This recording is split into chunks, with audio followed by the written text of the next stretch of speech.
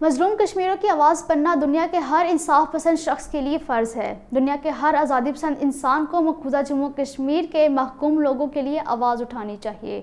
کشمیری عوام کی حمایت میں اٹھنے والی ہر ایک آواز سے فرق ضرور پڑے گا۔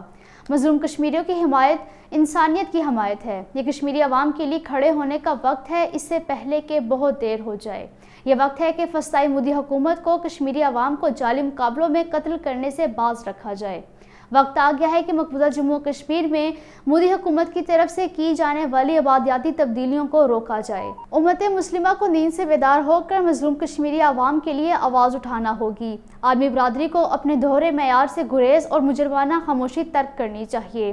وقت آ گیا ہے کہ اقوام متحدہ مسئلہ کشمیر کے حوالے سے اپنے وعدوں کا احترام اور پاسداری کرے۔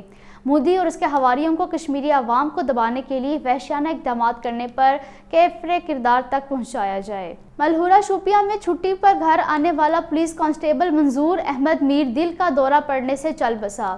نام نہاد ریاستی ایجنسی SIA نے نوشہرہ سری نگر کے حماد فاروق کے خلاف بدنام زمانہ بھارتی ایجنسی NIA کی عدالت میں چارج شیٹ دائر کی ہے۔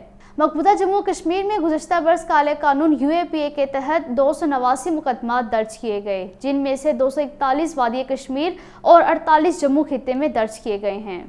پاکستان نے بھارتی ناظم الامور کو وزارت خارجہ طلب کر کے گزشتہ ہفتے اڈنیا جموں میں ایک جعلی مقابلے میں ایک پاکستانی نظربند محمد علی حسین کے ماورائے عدالت قتل پر شدید احتجاج کیا گیا۔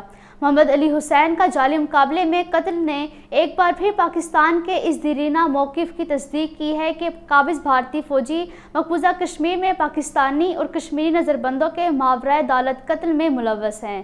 بھارتی ناظم الامور کو ایک اور پاکستانی نظربند ضیاء مصطفیٰ کے بارے میں بھی یاد دلایا گیا، جنہیں بھارتی فوجیوں نے گزشتہ برس اسی طرح ایک جعلی مقابلے میں پونچھ کے جنگلات میں شہید کیا تھا۔